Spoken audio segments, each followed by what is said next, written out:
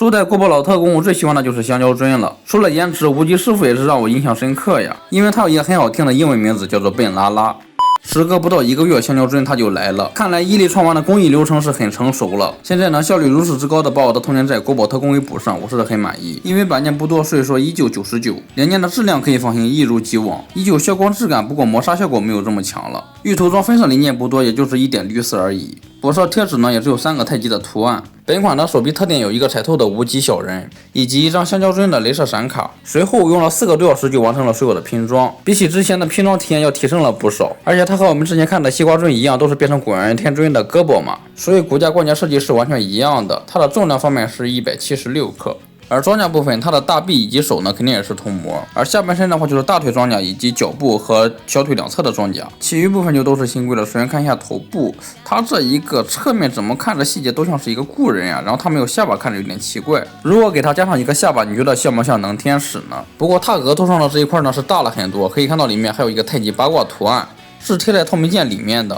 然后它后脑勺的造型呢，像是一个赛车的尾翼，在背后有一定的内构细节。额头上的盖板可以打开，里面有还原出来完整的驾驶舱，这是空间够大，也能塞得进去武器。内构细节也有一定的还原。不过无极长得太高了嘛，所以说想塞进去的话，需要把下半身给拆下来才行。它肩膀的造型是挺大的，在正面层层堆加出来了对应的细节，在它的两侧和顶部也有做出来镂空分丝，在它小臂的左右两侧也有给到。手指和西瓜针一样，只有2段转轴可动，所以说呢不能够握实拳头。手腕的关节给了你2个选择，我用的是球形关节，毕竟这样增加了摆动幅度嘛，而且拉衰竭之后呢可以增强可动。下半身和西瓜针的区别主要就是膝盖和胯部正面呢增加了分件细节。关节是铜模嘛，所以说胯部可以下拉，胸部可以前倾后仰以及360度转动。膝盖是有2段可动的齿轮关节，脚掌部分为滑槽关节。此外，它肩胛顶端的白色分件是可以旋转的。由于它的肩胛造型太大嘛，所以说和头脚之间有干涉。我建议摆小幅度姿势的话，把肩胛摆到头脚后面，反之就是前面。除此之外的保安体验没啥问题，而且呢也不用担心掉件了。上次西瓜人不是说它胯部侧面的装甲一碰就掉吗？这次我仔细研究了一下，是它后半段的组合度呢偏紧，你需要把它按到桌子上使劲怼到底才行。我就是因为之前没有怼到底嘛，所以说一碰就掉。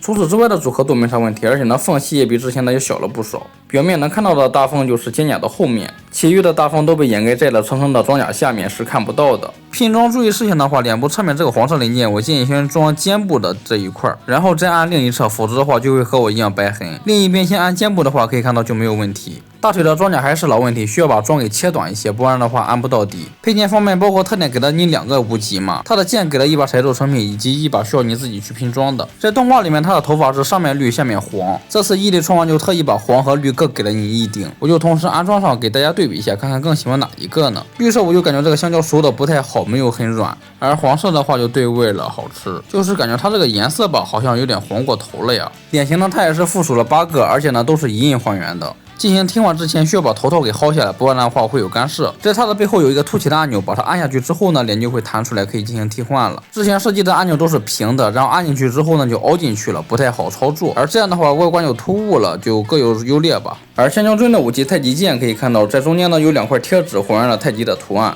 这就是它那3张贴纸的全部用处了。前后盒的零件我建议抠一下缝，不然的话会和我一样有大缝。它的造型也比较简单，就是在剑把的上下2端呢是黄色的，然后剑刃部分是白色。想要用手部握持的话，需要装上这一个连接键才行。然后还有一个金键开指，全部角色都标配了一个透明的支架地台。最后就是变形合体用到的2个零件了，和西瓜针的是一样的。这个大手的手指是3段式可动的，可以更好的摆姿势了。变形的方法也一样，就是对称了嘛，先把它的胳膊给团起来，然后在小腿内侧装上连接键之后，把2条腿并在一起，脚尖一抬，腰部左拧，然后手型一连接就完成了。上次忘记讲它的可动了，首先腰部呢就是它的胳膊根的平转以及小幅度的摆动，膝盖和脚腕呢就是它的曲轴可动。弯曲直到顶到一起为止，有着超过90度的可动。总之，从今年的新品里面能看得出来，伊利创完一直在听取玩家的建议进行进步，而且呢效率还挺高的。新品是肉眼可见的一个比一个好，就是不知道今年能不能合体国宝战神呢？